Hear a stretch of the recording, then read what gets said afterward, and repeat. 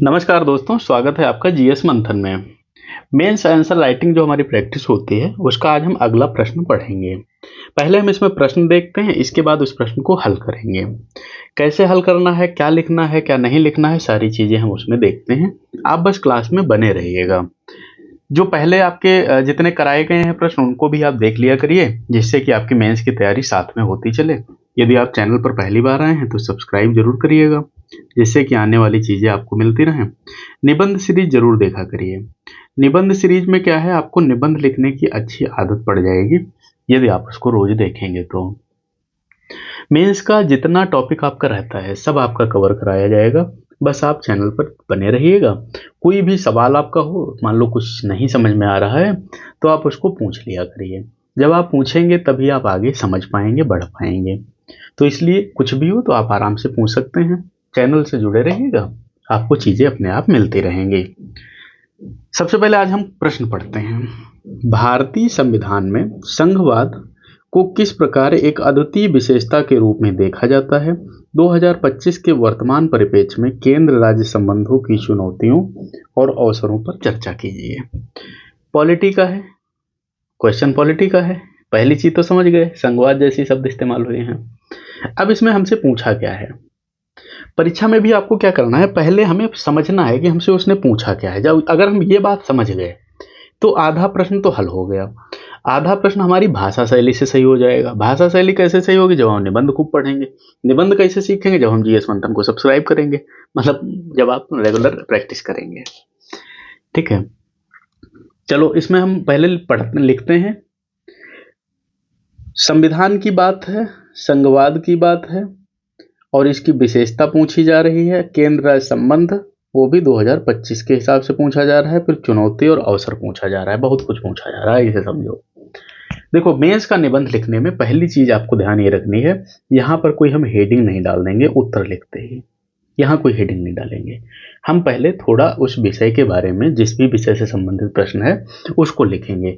इसके बाद धीरे धीरे हेडिंग के माध्यम से लिखना शुरू करेंगे, जिससे कि हमारा एक फ्लो बन जाए। वही पढ़ने में भी अच्छा लगता है। भारत का संविधान विश्व का सबसे बड़ा लिखित संविधान है। इसमें अनेक विशेषताएं हैं, परंतु संघवाद इसकी सबसे विशिष्ट विशेषताओं में से एक है। संघवाद का अर्थ है सत्ता का बंटवारा केंद्र और राज्यों के बीच, ताकि दोनों स्तर समांतर रूप से शासन कर सकें।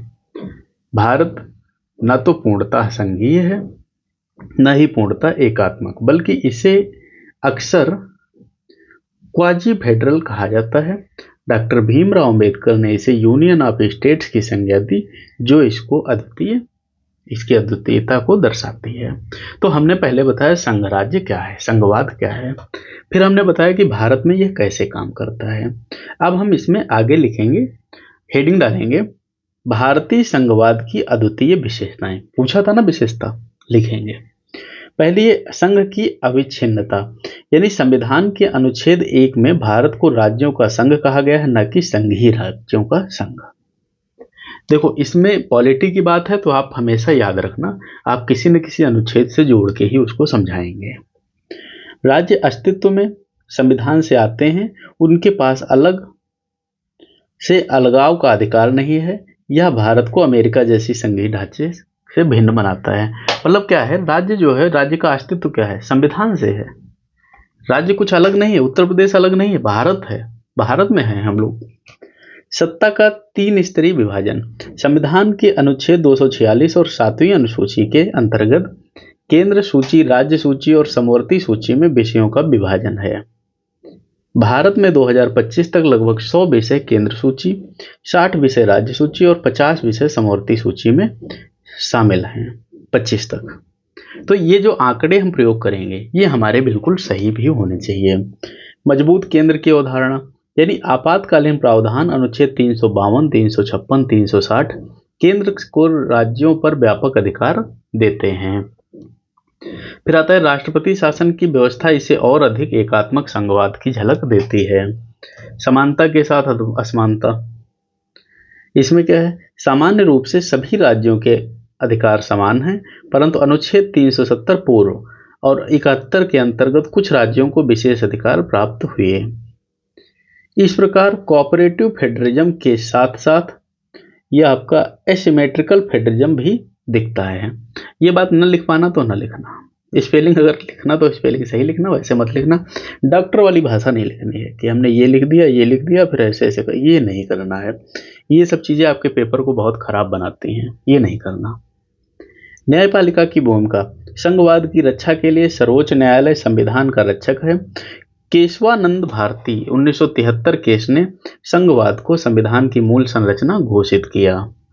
फिर केंद्र राज्यों का संबंध का स्वरूप, देखो इसमें मैं थोड़ा ज़्यादा शब्दों में ही चीज़ें आपको पढ़ाता हूँ, जिससे जब आप वहाँ लिखने चलो ना तो उतने शब्द तो कम से कम लिख पाओ जो पूछे गए हैं। केंद्र और राज्य अपने अपने विषयों पर कानून बना सकते हैं, परंतु टकराव की स्थिति में केंद्र का कानून प्रभावी होता है। कार्यपालिका से संबंध देखते हैं। राज्यों की कार्यपालिका केंद्र के निर्देशों का पालन करने के लिए बाध्य है। अनुच्छेद 256-57 इसके प्रमाण हैं। वित्तीय संबंध कैसे हैं? केंद्र के पास अधिक वित्तीय अधिकार हैं। वित्त आयोग जीएसटी परिषद 2017 के बाद और 15वां वित्त आयोग 25 तक राज्यों को संसाधनों का वितरण तय करते हैं। फिर इस संबंध में चुनौतियां क्या होंगी, पूछा है ना ऊपर, चुनौतियां क्या होंगी। अलग अलग दलों की सरकारें होने पर केंद्र और राज्य के बीच तनाव बढ़ जाता है। 2025 में कई विपक्ष शासित राज्यों और केंद्र सरकार के बीच जीएसटी, मुआवजा, गवर्नर की भूमिका और कानून व्यवस्था को लेकर मतभेद स्पष्ट है।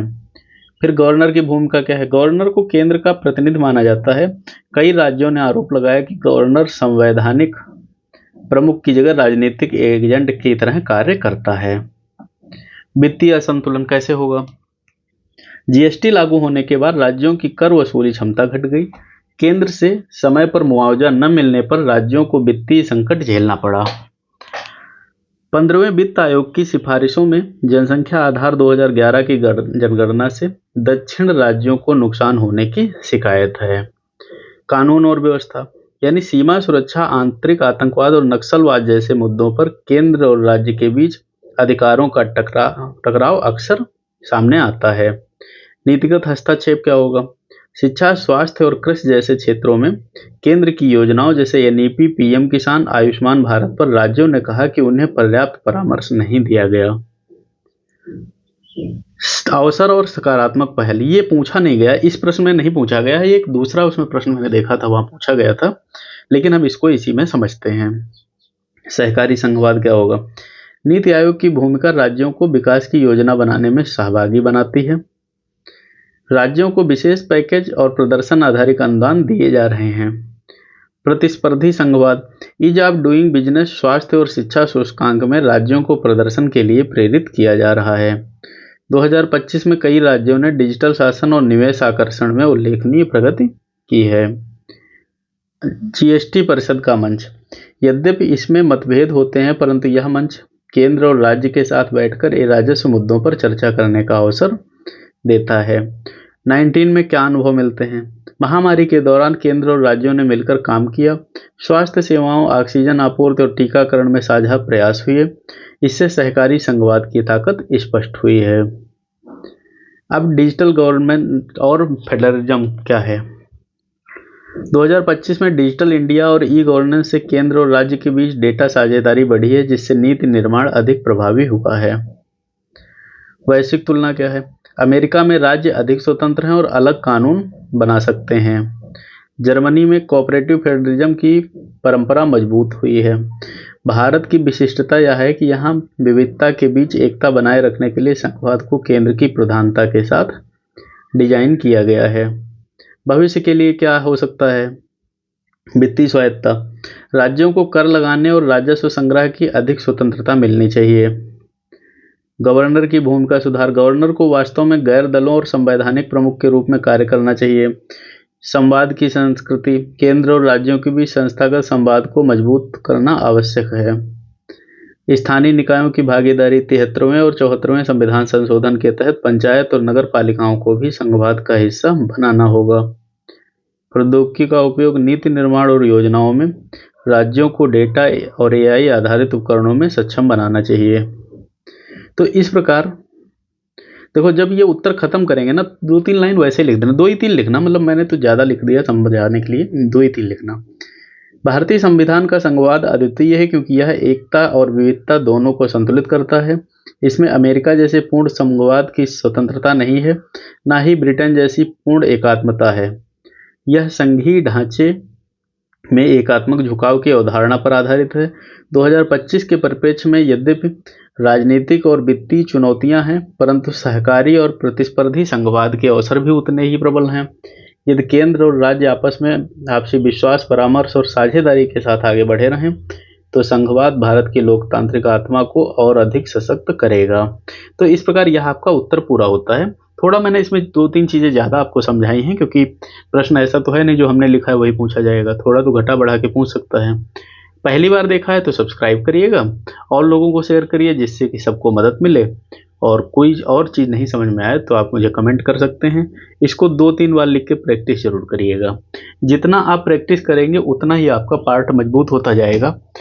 एक चीज़ और आपको बता दें, प्री के प्रश्न कहीं अलग से तो आते नहीं है, इन्हीं सब से तो उठाए जाते हैं ना, तो यानी साथ में आपका प्री भी तैयार होता रहेगा। इसलिए क्लास आप रेगुलर देखा करें। मिलते हैं अगली क्लास में। धन्यवाद।